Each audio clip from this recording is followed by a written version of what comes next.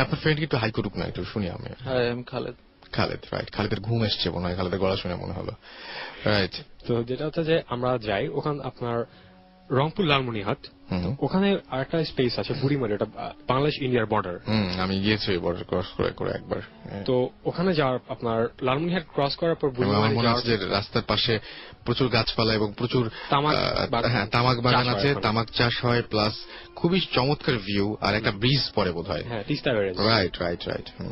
তো যেটা হচ্ছে আপনার রংপুর লালমনিরহাট থেকে বুড়িমারি যাওয়ার পথে 30 কিলোমিটার ক্রস করার পর একটা স্পেস আছে দরগার পার নাম। আচ্ছা। ওখানে দরগার পার হওয়ার যে রিজনটা, ওটা হচ্ছে আপনার ওখানে কিছু আমরা পীর আউলিয়া যাদের বলি তাদের মাজার আছে। ওকে, এই জন্য ওটাকে পবিত্র স্থান, এই জন্য ওটাকে বলা হয় দরগার পার। রাইট। তো আমি এখন যে ঘটনাটা বলবো, যারা ওই রোডে গিয়েছে কিংবা ইন্ডিয়াতে ওই রোড দিয়ে যাওয়া যায়, দার্জিলিং যেতে হলো রোড দিয়ে যেতে হয়, চিকন রোড, অনেক চিকন রোডের মধ্যে গাড়ি চলে এরকম। তো ওই রোডে যারা নাইট শিফটে যারা মুভ করেছে আজ পর্যন্ত, কিংবা যারা যে বাস ড্রাইভাররা চালায় কিংবা হেল্পাররা চালায়, তাদের এক্সপিরিয়েন্স আছে, প্লাস যারা জার্নি করেছে তারা অনেকে দেখেছে। আমি একবার ওইখান দিয়ে ওই দিক দিয়ে গিয়েছিলাম, ওই দিক দিয়ে মনে হয় সম্ভবত শিলিগুড়ি বা এদিকে যাওয়া যায়। তো দরগার পাড় এলাকাটাতে আজকে থেকে প্রায় 40 ইয়ার্স আগে একটা বরযাত্রা যাচ্ছিল। তো তখন এতটা তো অত্যাধুনিক ছিল না, রাস্তাঘাট ছিল না, একটা গ্রাম অঞ্চল ছিল।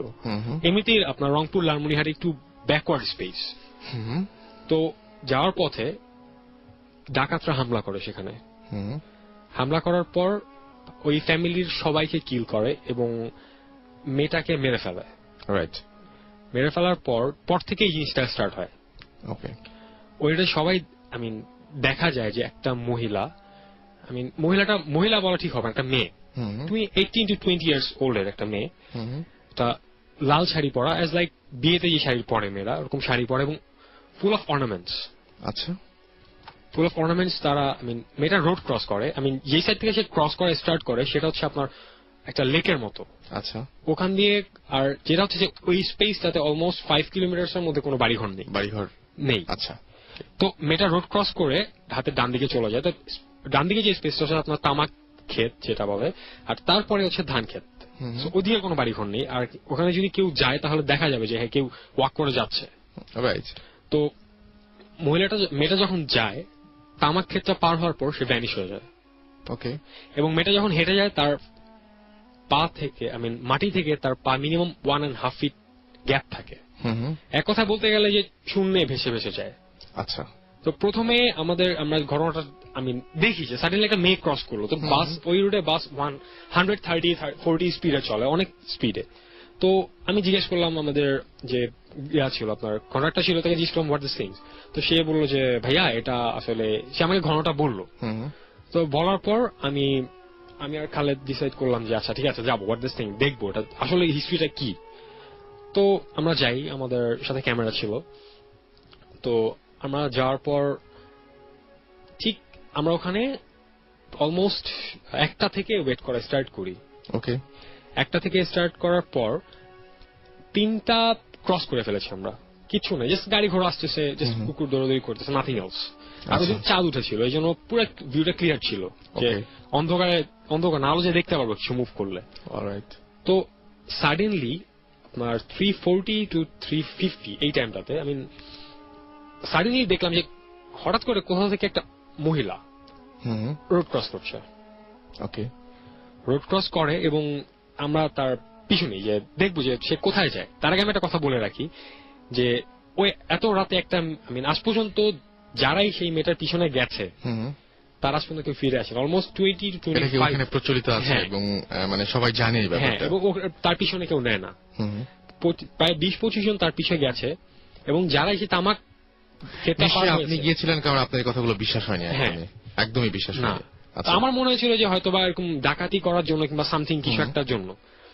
তো তামাক খেতে ক্রস করার পর আর কেউ ফিরে আসেনি। তো আমরা যখন যাই, আমাদের হাতে ক্যামেরা ছিল, খালেদের হাতে ক্যামেরা ছিল। তো আপনি দেখছেন যে খালেদের হাতে এখনো ব্যান্ডেজ করা স্টিল। তো যখন আমরা যাই, যাওয়ার পর কিছু দূর যাওয়ার পর মেয়েটা ভ্যানিশ হয়ে যায়। আচ্ছা, আমরা ক্ষেতটা ক্রস করতে পারি না তামাক ক্ষেতের ভিতরেই, তার আগে ভ্যানিশ হয়ে গেছে, আপনার Vanish- চোখের সামনে হ্যাঁ, একদম vanish হয়ে গেছে। হারিয়ে যায় আর কি। হ্যাঁ, এবং Okay. খালেদের- এবং তামাক ক্ষেত অত মানে উঁচু হয় না, না, না, একদম just একদম আপনার নিচু নিচু। 2 feet highest। রাইট, এবং আমি যারা সবাই দেখেছেন কিনা জানি না, অনেকটা ওই যে লাউয়ের পাতার হ্যাঁ, মতো হ্যাঁ। ছোট ছোট ছোট ছোট ছোট ছোট তো ছিদ্র থাকে। সাডেনলি খালেদ, আমি সামনে মুভ করে থাকি, কোথায় গেল, হয়তো বা বসে পড়ছে, আমি কোথাও আমি খুঁজতেছি, তো সাডেনলি খালেদ, আমি পিছনে রাখতেছি, খালেদ তুই কই, তো ঘুরে দেখি খালেদ নাই, ভ্যানিশ। তো আমি দৌড়াতে থাকি, তো এর মধ্যে সাডেনলি আমার হাত থেকে আমার হাতে কেমন ভিজা ভিজা লাগতে থাকে। হুম, তো তাকিয়ে দেখি যে আমার হাত থেকে ব্লিডিং হচ্ছে, হুম। আমার হাতে যে এখন আপনি দাগগুলো দেখাইছেন, আছে। আপনি দেখাইছেন। তো বাট তামাক ক্ষেত, আমার হাইট 5'11", সো আমার পর 2 ফিট, দু হাত উঁচু জিনিস কিন্তু আমার হাত কাটতে পারবে না। হুম। তো তামাক ক্ষেতের মধ্যে এরকম কিছু থাকার কথা ধারালো না, কিছু আমার নেই। হয়তো। Right. তো আমি যখন ব্যাক করে আসার পর দেখি খালেদ মাটিতে পড়ে আছে। আচ্ছা, তো আমি খালেদকে যখন জিজ্ঞেস করি যে খালেদ কি হয়েছে, তুই এখানে তুই কি পড়ে গেছিস নাকি সামথিং, তো খালেদ বললো যে না, আমি পড়ে যাইনি, আমার মনে হলো যে কেউ অনেক জোরে আমার ঘাড়ের মধ্যে থাপড় দিছে, খালের মধ্যে থাপ্পড় দিয়েছে এবং হ্যাঁ। তারপর সে পড়ে গেছে পড়ে গেছে, ওখানে। and ওর কোনো কিছু মনে নেই। মনে নাই, তারপর আপনার ওখান থেকে ব্যাক হ্যাঁ, করেন। দেন আমরা ওখান থেকে ব্যাক করে চলে আসি। ওকে, সো এই যে ঘাড়ে থাপ্পড় দেওয়ার যে ব্যাপারটা বললেন, এরকম আরেকটা ঘটনা কিন্তু আছে যে ঘাড়ে থাপ্পড় দেওয়ার মতো, তাই না? এই ঘটনাটি শুনি তো আমরা একটু। আর তার আগে রাস্তাতে আমি একটা কথা একটু বলে নিই, সেটা হচ্ছে যে অনেকেই আছে যারা এই দেখতে চায় যে গোস্ট, কিংবা আপনি কিছু সময় যে কথাটা বললেন যে গোস্ট কিংবা জিন, spirit, what ever that is, অনেকেই দেখতে চায়। তো আমি সবার কাছে একটা রিকোয়েস্ট করবো, কাজ লাস্ট ডেতে একটা অ্যাক্সিডেন্ট হয়েছে চিটাগাঙে। কিছু আপনার এবার এসএসসি পাস করে তারা নতুন কলেজে উঠেছে। আচ্ছা, এই ঘটনাটা আমরা পরে আসছি। আচ্ছা, ঠিক আছে। আমরা তার আগে একটা একদম রিলেটেড ঘটনা যেহেতু, আমরা একটা ঘটনা শুনে আসি, ঘাড়ের যে ঘটনাটা, ঘাড়ে থাপ্পড় দেওয়ার। এটা অ্যাকচুয়ালি আমাদের খিলগাঁও এলাকায়। তো আমি কিন্তু মাদ্রাসাটার নাম, কোনো কিছুর নাম বলা কোনো যাবে না। কিছুর নাম উচ্চারণ করতে চাচ্ছি না, কিন্তু ওটা একটা ঝিল পার ছিল আগে, ঝিল ছিল। তো ঝিলের উপরে বালুর মাঠ, ইভেন একটা মাদ্রাসা, তার পাশাপাশি মসজিদ। তো ওটা আপনার ওখানকার যে ইমাম, মসজিদের ইমাম, আর যে আপনার ইকরা মানে মাদ্রাসার যে একটা প্রিন্সিপাল, তো ওনারা দুজনেই স্বপ্ন দেখছে প্রথম 3 রাত যে ওই বালু মাঠ আর ওই মাদ্রাসার যে বাচ্চারা পরে খেলাধুলা করে, ওখানকার 7 জনকে নিয়ে যাবে। এটা কি এলাকার সবাই জানে? এলাকার সবাই জানে, আচ্ছা, সবাই জানে। ওকে।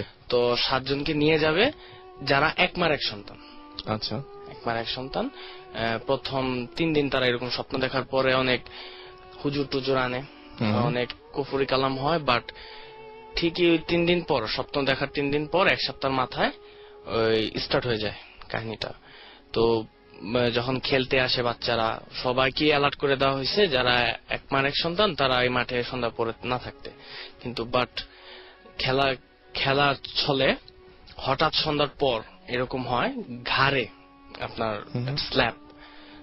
স্ল্যাপ দেওয়া হয়। তো যেই খাইছে থাপ্পড়টা, তার 3 দিন সে জ্বরে ভুগছে, এবং 3 দিনের মাথায় তার পুরো শরীর নীল হয়ে যায়, এবং তার মুখ থেকে সাদা সাদা ফেনা মুখ থেকে বের হয়, এবং যেদিন এটা হয় সেদিন রাতে সে মারা যায়। এরকম করে 4 জন মারা গেছে।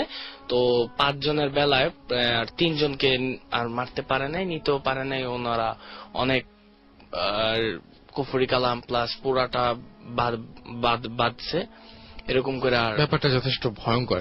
আচ্ছা, আরেকটা জিনিস, সেটা হচ্ছে আমার কাছে যেটা সবচেয়ে বেশি মনে হয়, মানুষজন অনেকেই লেখেন আমাদের কাছে, সেটা হচ্ছে যে হঠাৎ করেই ঘুম ভেঙে যাওয়া, এবং ঘুম ভেঙে গিয়ে হঠাৎ করে অবাস্তব বা উদ্ভট